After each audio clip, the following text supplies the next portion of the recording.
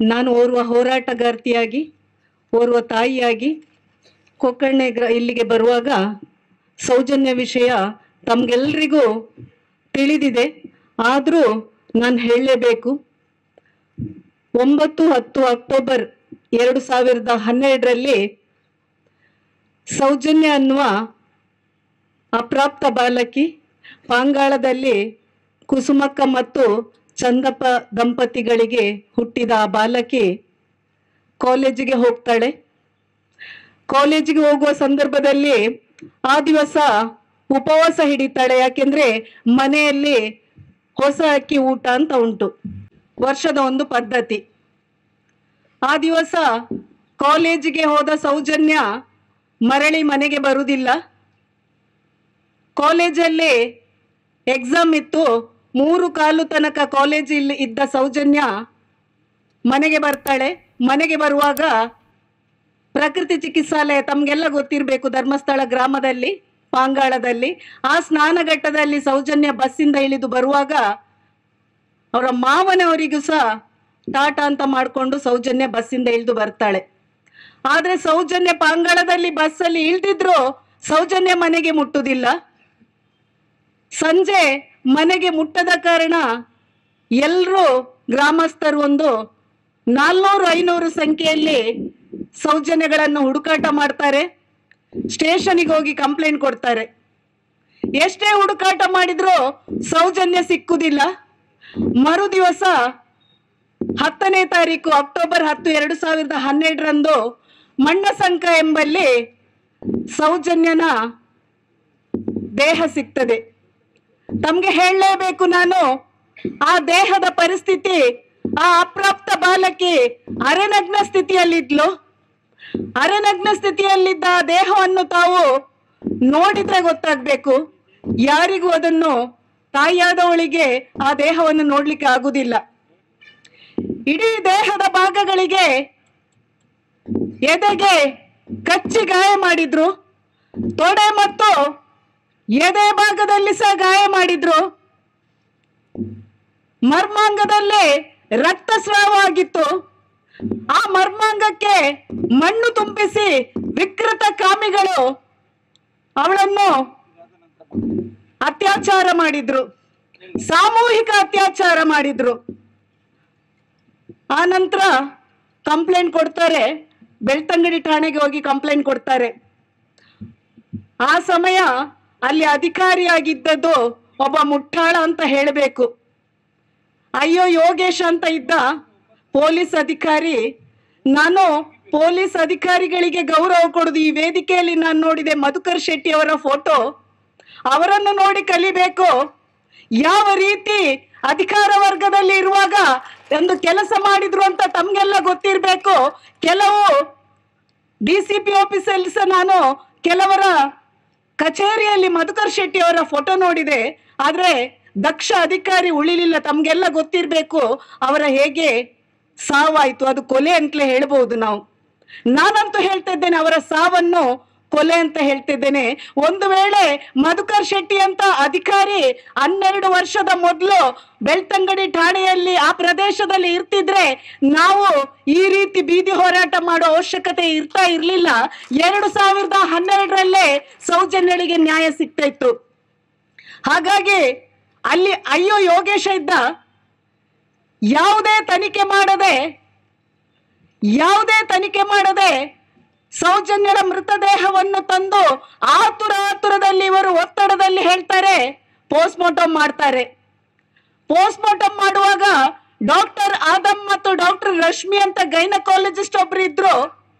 ಅವರು ಕೋರ್ಟ್ ಅಲ್ಲಿ ಸ್ಟೇಟ್ಮೆಂಟ್ ಕೊಡ್ತಾರೆ, ಸೌಜನ್ಯನ ಅತ್ಯಾಚಾರದ್ದು ಸಾಮೂಹಿಕ ಅತ್ಯಾಚಾರ.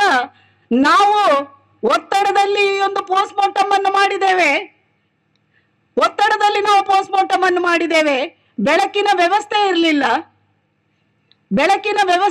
ಅಂತ ಹೇಳ್ತಾರೆ ಕೋರ್ಟ್ ಅಲ್ಲಿ. ಇದು ನಾನು ಹೇಳಿದಲ್ಲ, ಕೋರ್ಟ್ ಅಲ್ಲಿ ಬಂದು ಅವರು ಹೇಳಿದ್ದು.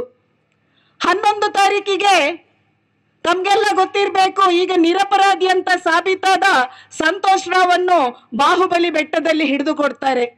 ಹಿಡಿದುಕೊಟ್ಟವರು ಯಾರು ಅಲ್ಲ, ಮಲ್ಲಿಕ್ ಜೈನ್ ಅಂತ ಒಬ್ಬ ಇದ್ದ.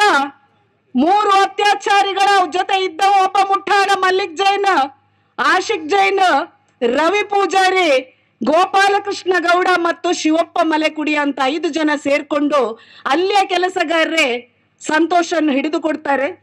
ಸಂತೋಷನ್ನು ಹಿಡಿದುಕೊಟ್ಟ ಕೂಡಲೇ ಅಲ್ಲೇ ಯೋಗೇಶ್ ಅವನ ಮೇಲೆ ಕಂಪ್ಲೇಂಟ್ ರಿಜಿಸ್ಟರ್ ಮಾಡಿದ್ರು. ಆ ನಂತರ ಅವನನ್ನು ಅಪರಾಧಿ ಅಂತ ಸಾಬೀತು ಮಾಡಿತು. ಸೌಜನ್ಯನ ತಾಯಿ ಹಾಗೂ ಕುಟುಂಬಸ್ಥರು ಎಷ್ಟೇ ವಿಧದಲ್ಲೇ ನನ್ನ ಮಗಳು ಸೌಜನ್ಯನನ್ನು ಒಬ್ಬ ಮಾತ್ರ ಸಂತೋಷ್ ರಾವ್ ಅತ್ಯಾಚಾರ ಮಾಡಲಿಕ್ಕೆ ಸಾಧ್ಯ ಇಲ್ಲ, ಎಷ್ಟೇ ಬಡಬಡಿಸಿದ್ರು, ಯಾವುದೇ ರೀತಿಯ ಒತ್ತಡ ಹಾಕಿದ್ರು ಅವರ ಹೆಸರನ್ನು ಹಾಕ್ಲಿಲ್ಲ. ಯಾರ ಹೆಸರನ್ನು ಆ ಮನೆಯವರು ಹೇಳಿದ್ರ ಅವರ ಹೆಸರನ್ನು ಈವರೆಗೆ ಹಾಕ್ಲಿಲ್ಲ. ಪೋಸ್ಟ್ ಮಾರ್ಟಮ್ ರಿಪೋರ್ಟ್ ಮಾಡುವಾಗ ಸೌಜನ್ಯನ ವೆಜಿನಲ್ ಸ್ವಾಬ್ ಅಂತ ಹೇಳ್ತೇವೆ, ಆ ವೆಜಿನಲ್ ಸ್ವಾಬ್ ಅನ್ನು ಕೊಡದೆ ಫಂಗಸ್ ಬರುವ ಹಾಗೆ ಮಾಡಿದ್ರು. ಅದನ್ನು ಕೊಡ್ತಿದ್ರೆ ಆವತ್ತೇ ರಿಪೋರ್ಟ್ ಅಲ್ಲಿ ಗೊತ್ತಾಗ್ತಾ ಇತ್ತು. ಯಾವುದೇ ಬೆಳಕಿನ ವ್ಯವಸ್ಥೆ ಮಾಡಲಿಲ್ಲ.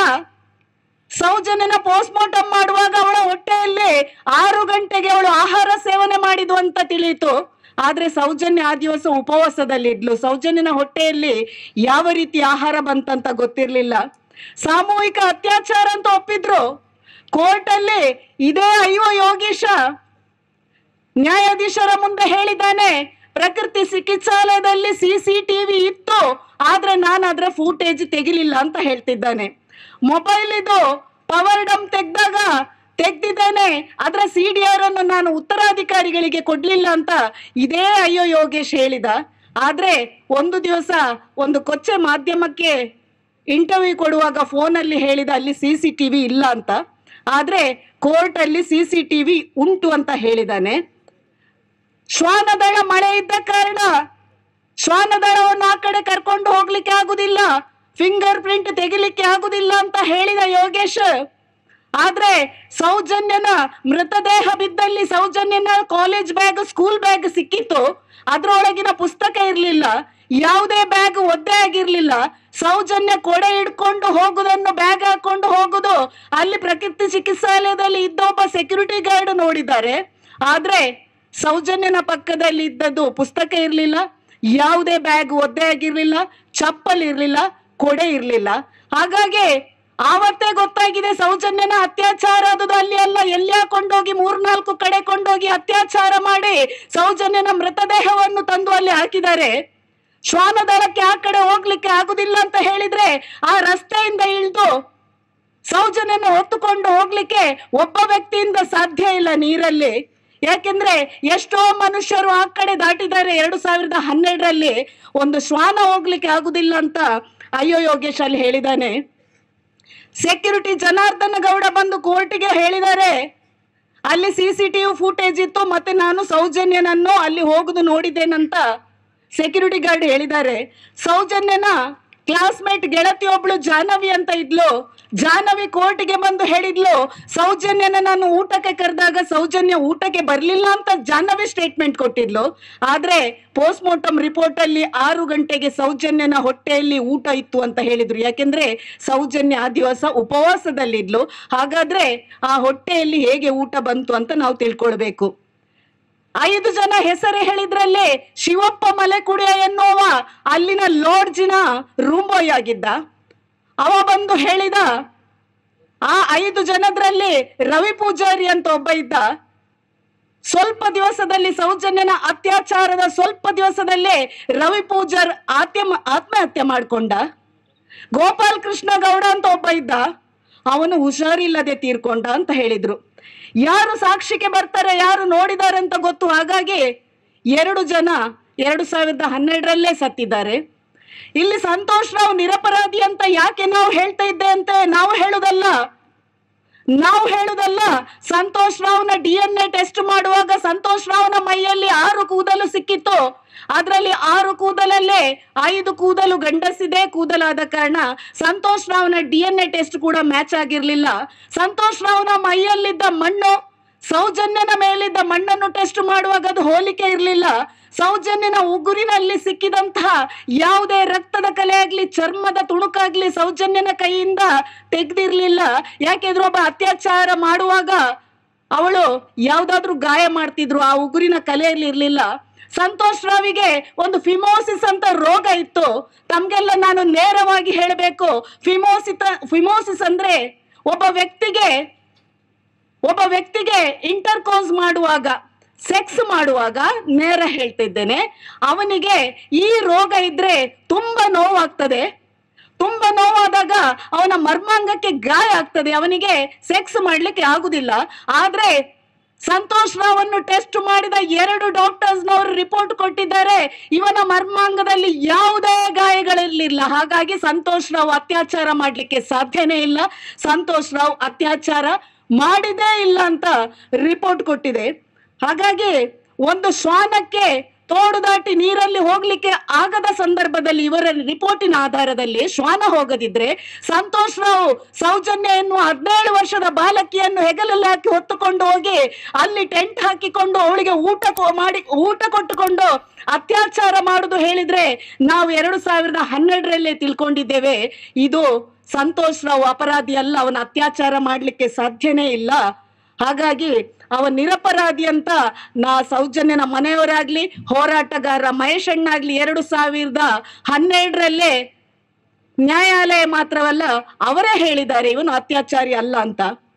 ಗೋಲ್ಡನ್ ಅವರಲ್ಲಿ ಯಾವ ಆಫೀಸರ್ ಮಾಡಿದ ತಪ್ಪಿನಿಂದ ಎಲ್ಲಿಯಾದ್ರೂ ಅತ್ಯಾಚಾರ ಆಗಿದ್ರೆ 24 ಗಂಟೆಗಳಲ್ಲಿದ್ದ ಸಾಕ್ಷಿಯ ತನಿಖೆ ಮಾಡಿದ್ರೆ ಮಾತ್ರ ಯಾವನು ಅತ್ಯಾಚಾರ ಮಾಡಿದಂತ ಗೊತ್ತಾಗ್ತದೆ. 24 ಗಂಟೆಯಲ್ಲಿ ಯಾವುದೇ ತನಿಖೆ ಮಾಡದ ಕಾರಣ ಈ ಅಧಿಕಾರಿಗಳು ಮಾಡಿದ ತಪ್ಪಿನಿಂದ, ಪೊಲೀಸ್ ಅಧಿಕಾರಿ ಮಾಡಿದ ತಪ್ಪಿನಿಂದ, ಡಾಕ್ಟರ್ಗಳು ಮಾಡಿದ ತಪ್ಪಿನಿಂದ ಸಂತೋಷ್ ರಾವ್ ಅಪರಾಧಿ ಆಗ್ಲಿಕ್ಕೆ ಸಾಬೀತು ಅಂತ ಅಪರಾಧಿ ಆಗ್ಲಿಕ್ಕೆ ಸ್ಥಾನದಲ್ಲಿ ಇಡ್ಲಿಕ್ಕೆ ಹೋದ್ರು. ಆದ್ರೆ 11 ವರ್ಷದಲ್ಲಿ ಸಂತೋಷ್ ರಾವ್ ನಿರಪರಾಧಿ ಅಂತ ಸಾಬೀತಾಗಿ ಹೊರಗೆ ಬಂದ. ಸಂತೋಷ್ ರಾವ್ ನಿರಪರಾಧಿ ಅಂತ ಸಾಬೀತಾದ. ಆದ್ರೆ ಈಗ ನಮ್ಮಲ್ಲಿರೋದು ಹಾಗಾದ್ರೆ ಅತ್ಯಾಚಾರಿ ಯಾರು ಅಂತ ಒಂದು ಪ್ರಶ್ನೆ. ಸಂತೋಷ್ ರಾವ್ ನಿರಪರಾಧಿ, ಯಾವುದೇ ಸಾಕ್ಷಿ ಇಲ್ಲದೆ, ಯಾವುದೇ ಸಾಕ್ಷಿ, ಇವರು ಹೇಳ್ತಾರೆ ಸಾಕ್ಷಿಗಳ ಕೊರತೆ ಅಂತ. ಸಾಕ್ಷಿಗಳ ಕೊರತೆ ಅಲ್ಲ, ಯಾವುದೇ ಸಾಕ್ಷಿ ಇಲ್ಲದೆ, ದೇರ್ ಇಸ್ ನೋ ಎವಿಡೆನ್ಸ್ ಅಂತ ಹೇಳಿ ಬಂದ ಈ ಕೋರ್ಟ್ ತೀರ್ಪು, ಸಿಬಿಐ ರಿಪೋರ್ಟ್ ಅಲ್ಲಿ ಆ ತೀರ್ಪು ಕೊಟ್ಟಿದ್ದಾರೆ. ಮತ್ತೆ ಏರಿಂಗ್ ಆಫೀಷಿಯಲ್ ಅಂದ್ರೆ ಯಾವ ಆಫೀಸರ್ ತಪ್ಪು ಮಾಡಿದಾನ ಅವರಿಗೆ ಎಕ್ವಿಟಲ್ ಕಮಿಟಿ ರಚನೆ ಮಾಡಿ ಅವರನ್ನು ಎನ್ಕ್ವೈರಿ ಮಾಡ್ಬೇಕಂತ ನಾವಲ್ಲ, ಸಿಬಿಐ ಕೋರ್ಟ್ ಇಂದ ಆಗ್ಲೇ ಆರ್ಡರ್ ಬಂದಿತ್ತು. ಆದ್ರೂ ಯಾವುದನ್ನು ಇದು ಮಾಡಿರ್ಲಿಲ್ಲ. ನಾನೋರ್ವ ತಾಯಿ, ಸಮಾಜ ಸೇವಕಿ ಆದ್ರೂ ನಾನೋರ್ವ ತಾಯಿ. ಹಾಗಾಗಿ ಒಂದು ತಾಯಿಯ ನೋವನ್ನು ನಾನು ಗ್ರಹಿಸಬಲ್ಲೆ. ನಾನು 9 ತಿಂಗಳು ಹೊಟ್ಟೆಯಲ್ಲಿಟ್ಟು ಮಗುವನ್ನು ಹೆರುವಾಗ ಆ ಹೆರಿಗೆ ನೋವಿನ ಅನುಭವ ನನಗೆ ಗೊತ್ತು. ಹಾಗಾಗಿ 17 ವರ್ಷದ ಒಂದು ಅಪ್ರಾಪ್ತ ಬಾಲಕಿ ಕೇವಲ ಒಂದೇ ಸಲ ಮೈ ನೆರೆದಿದ್ದಾಳೆ. ಸೌಜನ್ಯ ಅನಂತ ಮೈ ನೆರಲಿಲ್ಲ, ಕನ್ಯೆಯಾಗಿ ಉಳಿದಿದ್ದಾಳೆ. ಶಾಲೆಗೆ ಕಾಲೇಜಿಗೆ ಹೋಗುವಾಗ ಉಪವಾಸ ಹಿಡಿದು ದೈವ ಭಕ್ತೆ ಕುಸುಮಕ್ಕ ಹೇಳ್ತಾರೆ, ಪ್ರತಿ ದಿವಸ ಶಾಲೆಗೆ ಹೋಗುವಾಗ ತಲೆಯಲ್ಲಿ ಒಂದು ಗುಲಾಬಿ ಇಲ್ಲದೆ ಆ ಹುಡುಗಿ ಹೋಗುದಿಲ್ಲ, ಕೈ ತುಂಬ ಬಳೆ ಹಾಕಿ ಹೋಗುವಳು, ದೈವ ಭಕ್ತೆ ಅಂತ ಹೇಳುವಳು. ಈ ರೀತಿ ಹೋದ ಸೌಜನ್ಯನನ್ನು ಎಲ್ಲರೂ ಸೇರಿ ಗ್ಯಾಂಗ್ ರೇಪ್ ಮಾಡಿ ಕೊಂದ್ರಲ್ಲ. ಆ ಹುಡುಗಿ ಇವತ್ತು ಶಕ್ತಿಯಾಗಿ ಬೆರೆದಿದ್ದಾಳೆ. ಹಾಗಾಗಿ 12 ವರ್ಷ ಮಹೇಶ್ ಅಣ್ಣ ಇಷ್ಟು ಹೋರಾಟ ಮಾಡಿದ್ರು ಸಂತೋಷ್ ರಾವ್ ನಿರಪರಾಧಿ ಅಂತ ಬಂದು ಇನ್ನೊಮ್ಮೆ ಸೌಜನ್ಯನ ಶಕ್ತಿ ತೋರಿಸಿಕೊಟ್ಟಿದೆ ಅಂತ ನಾನು ಹೇಳಲಿಕ್ಕೆ ಇಚ್ಛೆ ಪಡ್ತಿದ್ದೇನೆ. ನಾನು ತಾಯಂದ್ರ ಹತ್ರ ಹೇಳೋದು, ನಮ್ಮ ಮಕ್ಕಳಿಗೆ ಸ್ವಲ್ಪ ಏನಾದ್ರೂ ನೋವಾಗ ನಮ್ಗೆ ಕಣ್ಣಲ್ಲಿ ನೀರು ಬರ್ತದೆ. ತಾಯಂದಿರಾಗ್ಲಿ ತಂದೆ ಆಗ್ಲಿ ಒಂದು ಮಗಳು ಅತ್ಯಾಚಾರ ಆದ ಸ್ಥಿತಿ ನೋಡುವಾಗ ಒಂದು ಸಲ ಕಣ್ಣು ಮುಚ್ಚಿ ತಮ್ಮ ಮಕ್ಕಳನ್ನು ಆ ಸ್ಥಾನದಲ್ಲಿ ನಿಂತು ನೋಡಿದ್ರೆ ನಮಗೆ ಕರುಳು ಕಿತ್ತು ಬರ್ತದೆ. ಹಾಗಾಗಿ ನಾನು ಒಂದು ತಾಯಿಯಾಗಿ ಆ ತಾಯಿಗೆ ನಾನು ಸಲ್ಯೂಟ್ ಕೊಡ್ಲೇಬೇಕು. 11 ವರ್ಷದಿಂದ ಪ್ರತಿ ವೇದಿಕೆ ಹೋಗಿ ಸೌಜನ್ಯಳ ನ್ಯಾಯಕ್ಕಾಗಿ ಕೈ ಚಾಸ್ತಾ ಇದ್ದಾರೆ. ಈಗ ಕೇವಲ ಸೌಜನ್ಯಳಿಗೋಸ್ಕರ ಅಲ್ಲ, ನನ್ ಮಗಳ ಕಷ್ಟ ಇನ್ನು ಯಾವುದೇ ಒಂದು ಹುಡುಗಿಗೆ ಈ ರೀತಿ ಅತ್ಯಾಚಾರ ಆಗ್ಬಾರ್ದು ಅಂತ ನಮ್ಮ ವೇದಿಕೆಯಲ್ಲಿ 11 ವರ್ಷದಿಂದ ಮಹೇಶಣ್ಣನ ಜೊತೆಗೆ ಸೇರಿದ ಆ ತಾಯಿಗೆ ನಾವೊಂದು ಸಲ್ಯೂಟ್ ಕೊಡ್ಲೇಬೇಕು. ಆ ತಾಯಿಯ ಹಿಂದೆ ಒಬ್ಬ ತಮ್ಮನೂ ಇದ್ದ, ವಿಠಲ ಅಂತ. ಆ ತಮ್ಮ ಇರದಿದ್ರೆ ಇವತ್ತು ಆ ತಾಯಿ ವೇದಿಕೆಯಲ್ಲಿ ಬಂದು ಕೂತ್ಕೊಳ್ಳಿಕ್ಕೆ ಸಾಧ್ಯ ಇಲ್ಲ. ತಾಯಿಯನ್ನು ಮಾನಸಿಕ ಅಸ್ವಸ್ಥಳನ್ನಾಗಿ ಮಾಡಿಕೊಂಡು ಆಸ್ಪತ್ರೆಯಲ್ಲೇ ಇದ್ದು ಇವರನ್ನು ಕೊಲ್ಲುವ ಸ್ಥಿತಿಗೆ ಬಂದಿತ್ತು. ಆದ್ರೆ ಅವರ ಹಿಂದೆ ನಿಂತದ್ದು ಬೆನ್ನೆಲುಬಾಗಿ ಒಂದು ತಮ್ಮ ವಿಠಲ ಅಂತ. ಇನ್ನೊಂದು ಅಣ್ಣನ ಸ್ಥಾನದಲ್ಲಿ 11 ವರ್ಷದಿಂದ ಯಾರೇ ಬಂದ್ರು ಹೋರಾಟದಿಂದ ಹಿಂಜರಿಯದೆ ಆ ತಾಯಿಯ ಜೊತೆಗೆ ನಿಂತ ಆ ಮಹೇಶಣ್ಣನನ್ನು ನಾವು ದೇವತಾ ಮನುಷ್ಯ ಅಂತ ಹೇಳಲೇಬೇಕು. ಎಲ್ರು ಹೇಳ್ತಾ ಇದ್ರು, ಮಹೇಶಣ್ಣನ ಹತ್ರ ನಾವು ಕೇಳ್ತಿದ್ದೇವೆ, ಯಾವಾಗ ನ್ಯಾಯ ಸಿಗುದು ಹೇಳುವಾಗ ತಾಳ್ಮೆಯಿಂದಿರಿ, ನ್ಯಾಯ ನಮ್ಗೆ ಸಿಗ್ತದೆ ಅಂತ ಹೇಳಿದ್ರು. ಆ ತಾಳ್ಮೆ ಈಗ ನೋಡುವಾಗ 2024ರಲ್ಲಿ ಹೇಳಿದಾಗ ಈಗಲೇ ನಮ್ಗೆ ಮರು ತನಿಖೆಗೆ ಆದೇಶ ಮಾಡೋದಾದ್ರೆ ಆ ತಾಳ್ಮೆಯಿಂದಿರುವ ಶಕ್ತಿ ನಾವು ಅರ್ಥ ಮಾಡ್ಕೊಳ್ಬೇಕು. ಅದು ನ್ಯಾಯಮೂರ್ತಿ ಮತ್ತು ದೇವತಾ ಮನುಷ್ಯ ಅವರಿಗೂ ಅದರ ಸೌಜನ್ಯನ ಶಕ್ತಿ ಮತ್ತು ಅವರ ನಂಬಿದ ಶಕ್ತಿ ಇದ್ದ ಕಾರಣ ಈ ರೀತಿ ವೇದಿಕೆಯಲ್ಲಿ ಬಂದು ಹೋರಾಟ ಮಾಡ್ಲಿಕ್ಕೆ ಸಾಧ್ಯ ಆಯ್ತು.